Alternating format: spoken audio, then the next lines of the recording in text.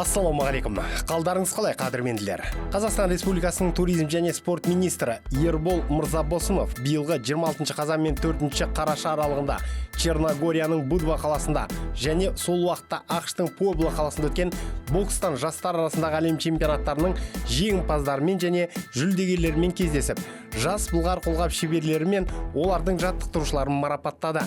Іс-шараға Қазақстан бокс федерациясының президенті Шахмұрат Мүтәліп, Қазақстан бокс федерациясының бас хатшысы Рауан Игенеев, бокстан Қазақстан Республикасының жастар әйелдер құрама командасының аға жаттықтырушысы Жангелді Ахметов, бокстан Қазақстан Республикасының жастар құрама командасының аға жаттықтырушысы Мақсат Бақтыбазаров және әлем чемпионатының жеңімпаздары мен жүлдегерлері қатысты. Министр жас боксшылардың әлем чемпионаттарындағы табысын ерекше атап өтіп, еліміздің болашағы үшін бұл жеңістің маңызы зор екенін айтты. Сондай-ақ спортшылардың жарқын жеңісі халықаралық аренада еліміздің абыройын арттырып қана қоймай, өскелең ұрпаққа да үлгі өнеге екенін жеткізді. Жас спортшылардың әлем чемпионаттарында топ жаруы үлкен жетістік. Бұл жеңіс ел боксшыларының бұған дейінгі жетістіктерінің заңды жалғасы екендігін көрсетеді. Сондай-ақ әлемге біз Қазақстан құрамасының жаңа жұлдызды буынының өсіп келе жатқанын дәлелдедік. Жастар біздің үмітіміз, еліміздің жарқын болашағы. Боксшыларымыз өздерінің еңбекқорлығы, таланты мен талабының арқасында әлемдік аренада еліміздің абыройын асқақтатты. Олардың жетістіктері жаңа буынға үлгі өнеге болады. Жас боксшыларымыздан болашақта одан да жоғары нәтижелер күтеміз, деді Ербол Мырзабосынов. Айта кетейік, Черногорияның Будва қаласында өткен жастар арасындағы әлем чемпионатында қазақстандық боксшылар 6 алтын, 1 күміс, 10 қола медаль еншілеп, алғаш рет жалпы командалық есепте бірінші орын алды. Ал ақштағы әлем чемпионатында біздің боксшылар 2 күміс медаль иеленді. Жас боксшыларға деген министрдің мұндай көзқарасы әрине оларға үлкен серпіліс беретіндігі анық. Мұнымен қоса бірқатар боксшыларымыз халықаралық дәрежедегі спорт шебері атағын алды. Олардың қатарында Бексұлтан Боранбек, Төрехан Сабырхан, Санжарәлі Бегалиев, Өнер Сейлхан, Элианур Тұрғанова және Аружан Зиноллаевалар бар. Бұл сол біріншілікте алтын алған шеберлеріміз болып табылады.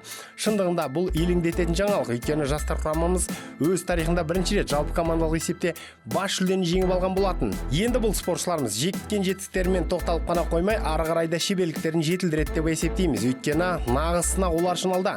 Боксшылар ересектер деңгейіне көтерілгенде де осы бір жеңісті жолдарын сақтап қалса екен деген игі тілек бар. Ал бұл аралықта 30 қараша мен 11 желтоқсан аралығында Иордания астанасы Амманда өтеді деп жоспарланған Азия чемпионатының өтетін орны өзгерді.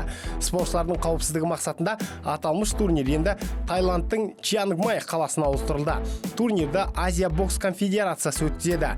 Әйелдер арасындағы турнирде 12 салмақ дәрежесінде алтын медальдар сарапқа салынатын болса, ерлер 13 келі салмақта үздіктерді анықтайды. Ересектер ертеректе Қазақстан ұлттық құрамасы осы турнирде өнер көрсетті деген ақпарат шыққан болатын. Бірақ одан кейін біздің федерация жаңа ұйымға өтті. Енді азиялық турнирге боксшыларымыз қатыса ма, жоқ па деген сұрақтың нақты жауабын біз білмей отырмыз.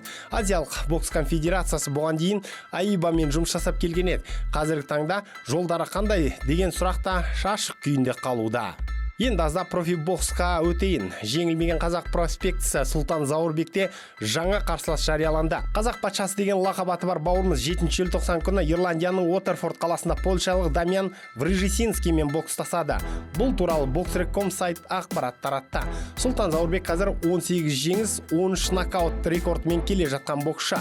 Ал Дамьян Врижесинскийде 28 жеңіс, 3 жеңіліс, 2 тең нәтиже бар. 7 кездесу нокаутпен аяқталған. Бұған дейін Сұлтан 21 маусым күні Англияның Болтон қаласында бокстасып, аргентиналық Роман Рубен Рейносаны жеңіп, WBA континентал белбеуін еншілеген болатын. Ал польшалық соңғысының 5 қазан күні өткізді.